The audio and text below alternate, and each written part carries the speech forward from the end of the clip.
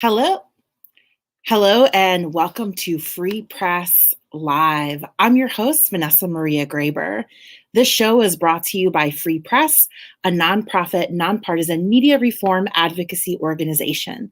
Free Press Live is your weekly source for updates and live discussion of what's happening in the world of communication rights and media justice. You can learn more about our work by following us on social media at Free Press, and you can also learn more at freepress.net. On today's show, we're going to talk more about public funding for local journalism. 6 years ago, Free Press launched the News Voices Project in New Jersey to work with local communities to figure out how journalism could serve them in better and more responsive ways. Our belief is that an activated and people-powered constituency is a necessary ingredient to transform local journalism and reshape how communities stay informed and engaged. Last week, the landmark New Jersey Civic Information Consortium, which came to life thanks to thousands of New Jerseyans taking action to dedicate public funding for more informed communities, announced its first round of grantees. On today's show, we're going to talk to News Voices Director Mike Rispoli, New Jersey Senate Majority Leader Loretta Weinberg, who was one of the champions for this legislation, and Stories of Atlantic City Project Manager Christina Noble about how the New Jersey Consortium offers a model for the other state legislatures seeking to address the emergence of local news deserts, alongside the ongoing failure of traditional commercial news outlets to serve the needs of communities of color. Stay tuned for all that and more on this edition of Free Press Live. We'll be right back.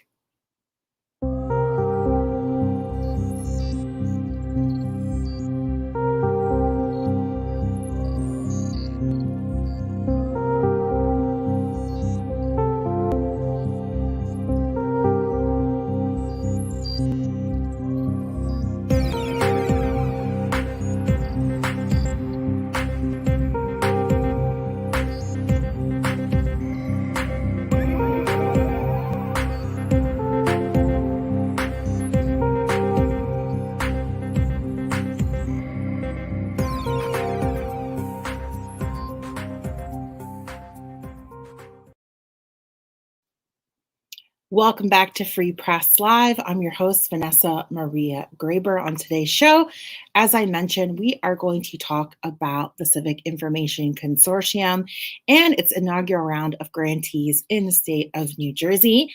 But first, we have a couple of news stories. And of course, for all of our news stories, you can go to our website, freepress.net, to read more about news on media reform. Last week, Vice President Kamala Harris said high-speed internet is a lifeline and noted there's much work to do to get every American online. She stated that ensuring every person in the U.S. has affordable access to high-speed internet at home is a priority of the Biden administration. And the administration took a step in this direction by releasing $1 billion in federal funding to support an initiative to connect people on tribal lands. It is a down payment on the work we must do, Harris said. We must keep going until we connect every American household. Harris made these remarks during a White House speech on the importance of investing in broadband to ensure affordable, accessible, high-speed internet for all Americans. Harris spoke in support of President Joe Biden's $2.3 trillion infrastructure plan, unveiled nearly 3 months ago, which includes tens of billions of dollars in funding for broadband connectivity.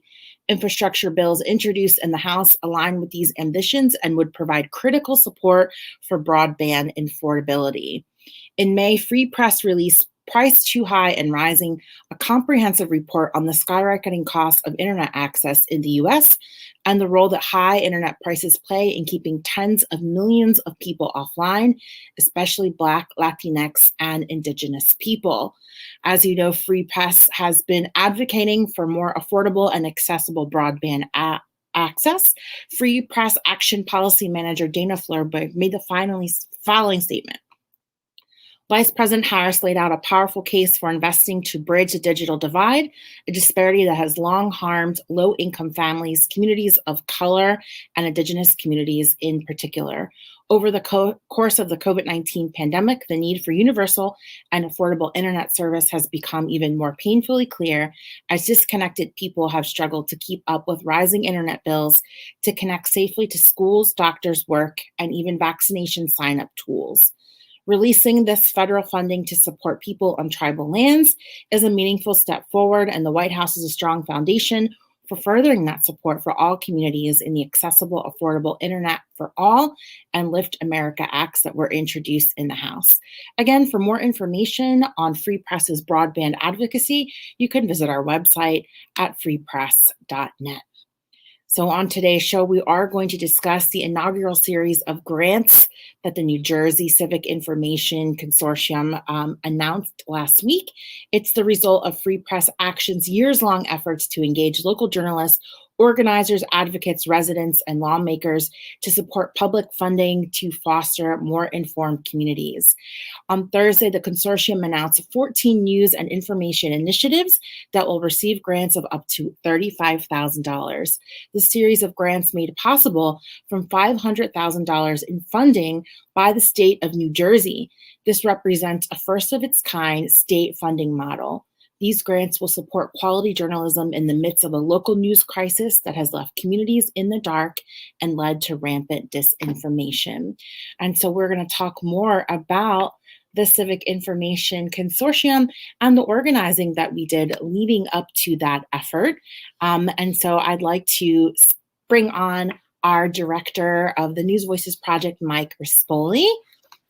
Mike connects local communities and the newsrooms that serve them via public engagement, advocacy campaigns, and collaborative projects. Mike led the campaign to pass the Civic Information Bill in New Jersey, which established the Civic Information Consortium, an entity working with academic institutions to provide public funding for local journalism projects in New Jersey. The News Voices Project, originally launched in New Jersey, has now expanded to North Carolina, Philadelphia, and most recently, Colorado. Thank you for joining us today. Hey, Vanessa. Thanks for having me. So this has been a historic and momentous week in free press history, but also in the state of New Jersey, after the Civic Information announced its inaugural group of grantees. Tell us how this funding got allocated by the state of New Jersey, why it's so important to the sustainability of local journalism, and why this kind of serves as a national model for the public funding of local journalism projects. The Civic Information Consortium came to be because thousands of New Jersey residents organized and took action to pass this historic legislation. The campaign that Free Press Action led, along with many allies and organizers and journalists and universities, that began in 2016, and that work began because we knew that there were too many communities in New Jersey that had little to no local news information, no local news source, and we knew that was disproportionately affecting BIPOC communities. And so we organized all across the state to ask the state of New Jersey to dedicate public funding to invest in new and innovative community-led projects. And when we began this work, a lot of people said this was never going to happen. Lawmakers don't care about journalism. Communities don't care about local news. And I'm really excited to say that many years later, not only did that campaign help pass the consortium, but the state of New Jersey is now actively funding it. And last week, the consortium gave out $500,000 in public funding to support projects like Stories of Atlantic City, like the Newark News and Story Collaborative, providing funding for startup projects in Patterson and Blairstown, all across the state. We saw so many amazing ideas and projects asking for support, and I think that what this work has shown is that there is a need for smart and bold public policy to address the local news crisis. Not because that lawmakers should be taking action to save the journalism industry, but rather making sure that public policy can support informed and engaged communities, because we know that when local news disappears, civic participation drops, corruption increases, and we know that people feel more connected to their community when there's a strong local media presence. And so this work has always been about making sure that communities can get the news and information that they need, and that public funding can be used to address the serious gaps in the media market left as local commercial media has disappeared. Mike, can you talk a little bit more about that? Because I suspect that what's been happening in New Jersey has been happening all over the country, but why is such a populated and diverse state like New Jersey? What happened to local news there? Where did it go? What changed in the last 10 years? Yeah, it's a great question, Vanessa. So for those of you not familiar with New Jersey's media market, it's sandwiched in between New York and Philadelphia. So a majority of broadcast media comes from out of state, so it doesn't cover local news. And so the state has always overly relied on print media. And so as print media has disappeared over the past 2 decades, as consolidation has rapidly increased, and which has led to the disappearance of news outlets, as well as the laying off of hardworking journalists around the state, effectively New Jersey as a state became a news desert. There are 565 municipalities in the state of New Jersey. That's a lot of local government that is now effectively not being covered. People don't know what's happening at their local city councils. They don't know what decisions their local lawmakers are making. They don't know what's happening in their schools. And so we always felt that addressing this local news crisis in New Jersey required public policy. You can't fix these structural problems by tinkering around the edges. You need bold and innovative structural solutions. And so that's always what the Civic Info Bill campaign and the Civic Info Consortium has been about. It's really trying to experiment with new ways of making sure that local news is sustainable, but also that we are dedicating public funding to addressing communities that have a history of being ignored or misrepresented by local media, and investing in community-led projects there so that the voices of individuals living in those communities can be heard and that they can have a platform. Thanks for that background and context. It's so important to understand that media consolidation and these massive layoffs of journalists and other content creators has real impact on civic engagement, people's understanding of how to access resource, and just knowing what's going on in their community. Right now, I'd like to bring on the Honorable Senator Loretta Weinberg, who is a Democratic Senate Majority Leader from Teaneck, New Jersey, representing the 37th Legislative District. She has been a leading and powerful voice for women's rights, LGBT equality, gun safety, and a multitude of progressive issues, including the Civic Information Bill. Welcome, Senator Weinberg. Welcome to the show. Thank you for being here. I think we're having some audio issues. We're going to come back to the senator, and once we figure that out, but we are going to bring on Project Manager of Stories of Atlantic City, Christina Noble. And Christina is one of our Stories of Atlantic City is one of the grantees of the Civic Information Consortium. Stories of Atlantic City is a collaborative project focused on telling restorative, untold stories about the city and its people. And Christina is an organizer, event planner, multimedia content producer, and strategic planner. She has developed and nurtured community media partnerships by collaborating with local organizations, activists, artists, and other community members on projects that highlight the resiliency and strengths of the Atlantic City community. Welcome to the show, Christina. Hi, thank you so much for having me. It's an honor to be here. And actually, Mike is going to talk more with you because if you didn't know, News Voices started with its first event in Atlantic City. And so it's only fitting that we highlight and amplify the work that's been done there to create stories of Atlantic City and how we'll all be working together to envision that future of journalism. Hey, Christina. It's so good to see you again. Likewise.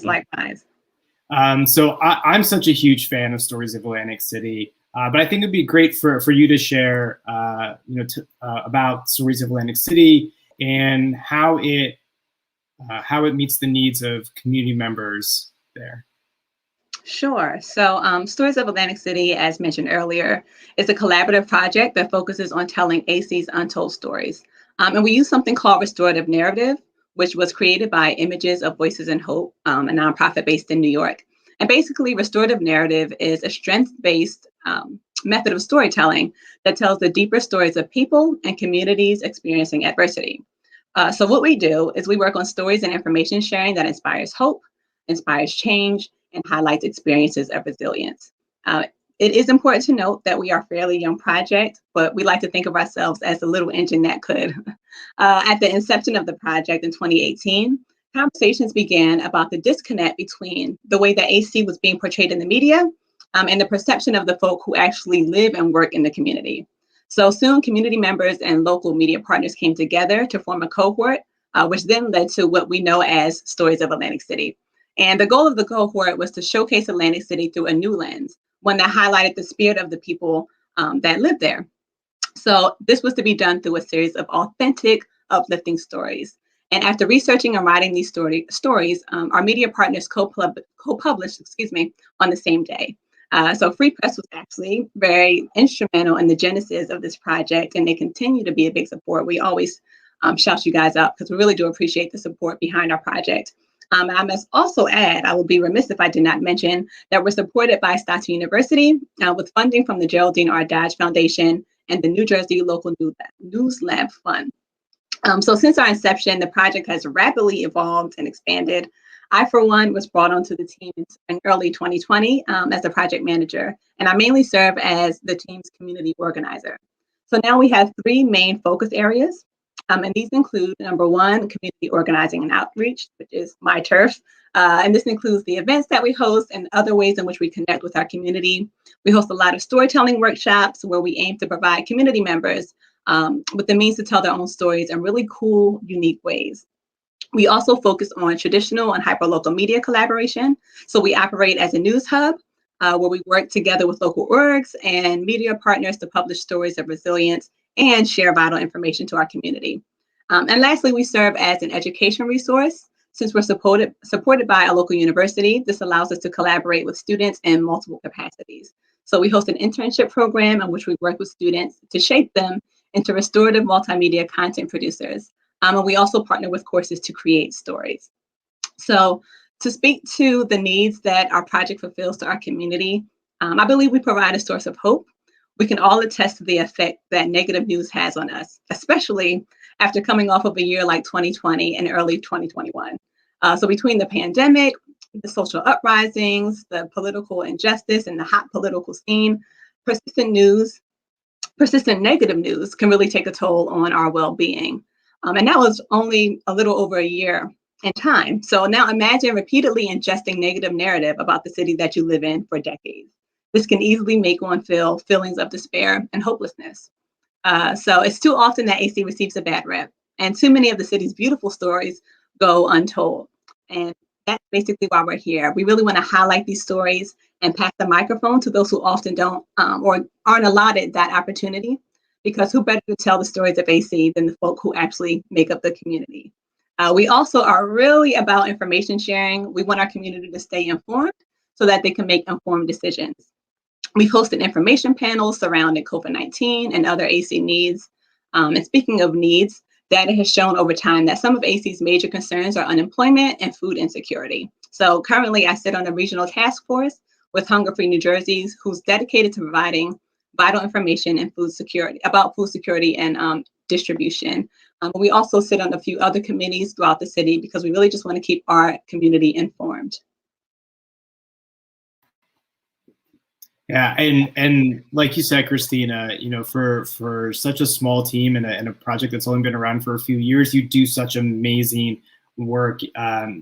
I always shout you all out, and I always point to Stories of AC as being an example for really community-rooted new forms of local news. And it was really exciting to me to see that Stories of Atlantic City was awarded a grant by the Civic Information Consortium. And I just want to say, when we were conceiving of this idea, a few years ago, we were hopeful that funding would go to projects just like Stories of Atlantic City. So just for me personally, I'm really excited you all are going to be able to get support and are a part of this inaugural round of grantees.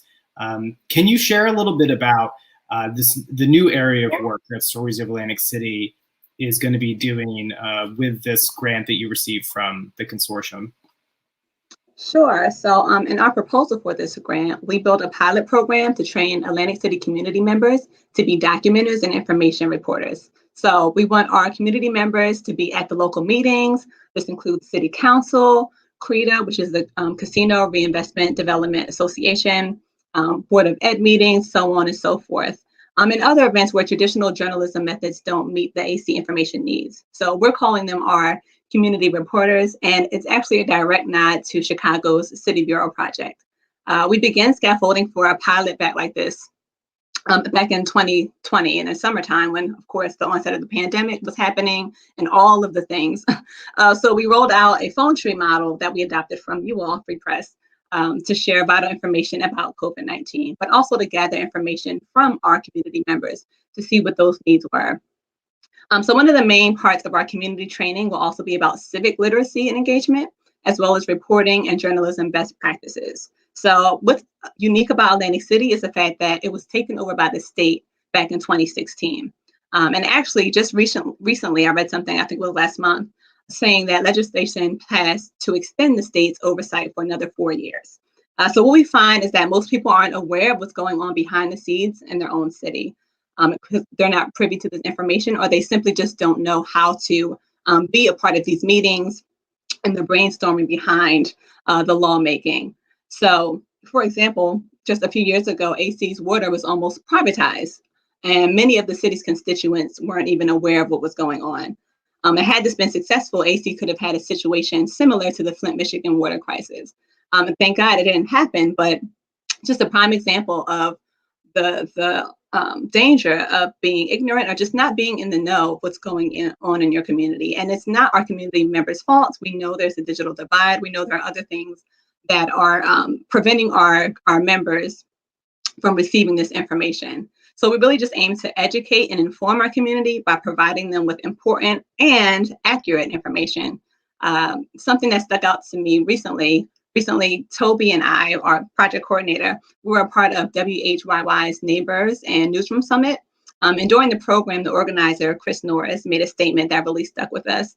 And he said our audience can also be our collaborators. And that's really in a nutshell what we plan to do with the grant that we've been awarded so graciously. We really just want to bring our community members in on the news reporting. We want them to realize that they are not just consuming the news, but they are the news. These are their stories, and they should have the opportunity to share them. Great. Thanks so much, Christina. I love hearing about the work you all are doing. I think now we're going to see if we can bring back on Senator Weinberg. Before we were having some audio problems, so Senator is going to be joining us. Hi, Senator Weinberg, can you hear me?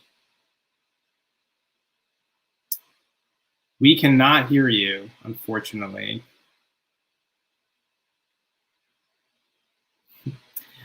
So again, we're having some audio difficulty with Senator Weinberg. Yes, while we figure that out, Mike, tell us why we invited Senator Weinberg today, and not only her, but maybe talk about some of the other Senate champions that led the way for this effort to be passed, and the connection between, democracy, participatory democracy, and local media. Yeah, so Senate Majority Leader Weinberg, along with Assembly Majority Leader Lou Greenwald, were the two legislative champions that helped introduce the legislation that helped create the Civic Information Consortium. I met with Senator Weinberg back in 2017 when we were first trying to figure out this idea, and the senator immediately got it. Recently, in the district that she represented, a long-time independent family-owned paper had just been bought by Gannett and was experiencing hundreds of layoffs. And we saw that the impact that was having on folks who lived in Bergen County. And so Senator Weinberg, who had been a long champion of press freedom, of open records laws, immediately understood that there could be a way for public funding to go to help support local news. And so thanks to the efforts of Senator Weinberg, along with Assemblyman Greenwald, who represents South Jersey, itself a news desert, they were able to move this bill through the legislature. And I think it's really important to note that back when they were supporting this, and they were able to garner over a dozen sponsors for this bill, bipartisan support for this idea.